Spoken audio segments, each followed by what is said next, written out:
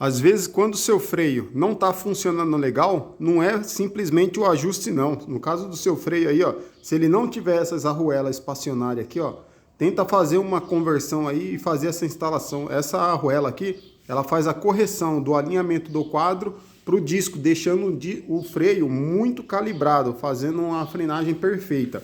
A maioria dos freios mecânicos, eles não são exatamente tão ruins, né? É que existem várias mecânicas aqui que pode estar acontecendo. Um exemplo desse aqui, a gente fez o processo de eliminar o barulho da pastilha, né? De simplesmente desmontar e lixar ela. É o procedimento do barulho de... Como que eu não sei nem o nome desse barulho, não é de contaminação. De contaminação é outro processo.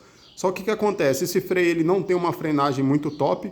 Não é porque é GTS, eu particularmente não gosto da GTS, mas de dar muito problema, mas apesar que esse freio até aqui agora não deu problema nenhum. O problema tá aqui, ó, galera, no disco. Repara no desenho do disco aqui, ó, ele vai alto e baixa, vai alto e baixa. Então o que acontece aqui, ó, exatamente nesse ponto baixo dele, e isso termina causando dois problemas aqui, que é aquele barulho, né? Aquele barulho parece um assobio bem fino, é chato pra caramba, não é barulho de contaminação. Isso é porque as pontas não gastam por igual, né? E essa parte mais baixa, que termina pegando metade só do refil da pastilha. Olha lá como que fica, ó.